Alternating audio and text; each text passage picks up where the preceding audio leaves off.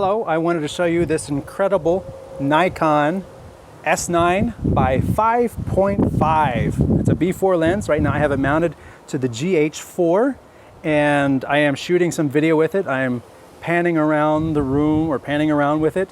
And this lens, I'm going to show you some more detailed stuff with it. The wide angle, the vignetting, the focus, the macro capability with this thing is astounding. So if you're looking for a wide angle lens for your digital cinema camera, this lens is 8 pounds of amazing glass. Amazing glass. Did I say amazing glass? I mean, it's amazing glass. Anyway, so I just wanted you to know, to see what you're gonna get with this lens. And so we're gonna, the one caveat with this lens, I have to mention that now, the manual servo knob on the bottom was hit in transit to me when I got it. So the powered servo is kind of iffy. If you want to take it apart and work on that, you could do that. But I use the lens in full manual and it works beautifully. The focus is extremely smooth. The iris is extremely smooth. It's a 1.7x doubler, and the macro can be used when the doubler is engaged. Unlike some, like the Canon lenses, you can't do that. When you enable the doubler, the macro is locked out. Not so on this lens, but you can focus down to 1 foot on this lens, so you almost don't even need the macro. So I just wanted to give you a quick preview of what the Nikon lens can offer you.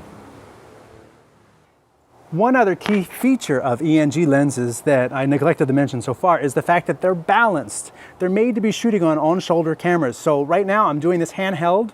I'm recording the audio in the GH4, but the balance is right here. It's in the center of my hand. It's right here. I'm holding it with the grip. So the weight of the lens is in my hand.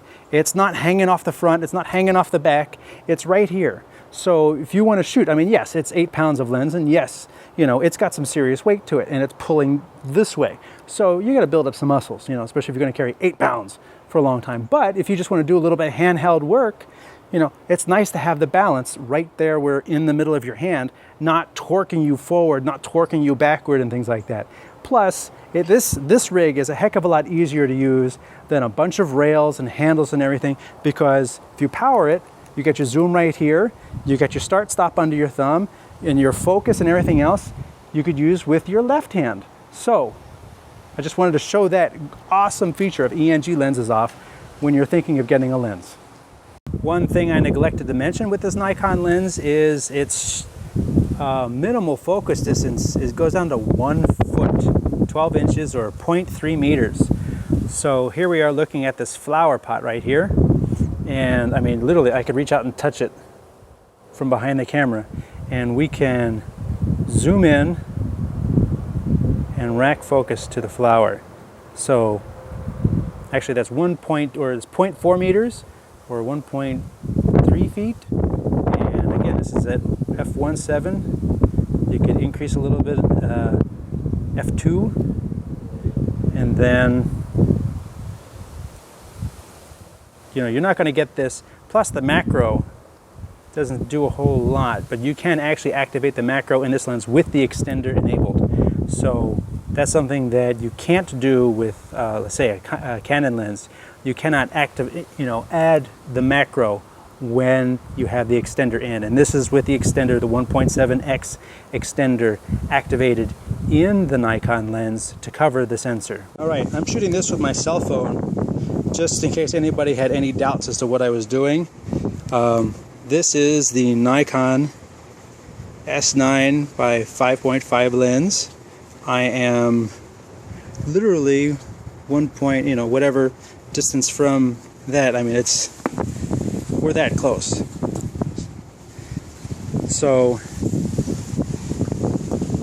here is a shot of the flower. Trying to get the camera to, there we go. And then I can rack focus using the barrel. And there's the flower. I mean, realistically, it's super wide, but also having a minimum focus distance of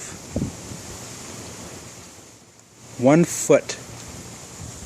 1 foot right there. And then also, and I'm not doing this with super deep depth of field either. You know, I'm doing this at wide open. And then of course there's also the macro, which you can pull out and turn the macro in. And then of course you've got your back focus adjustment too. So you can add this, although like I said, there's not a whole lot of macro that this adds to the shot when you've already got a minimum distance of 1 foot. So this is the lens that, you know, continues to impress me in everything that I do with it.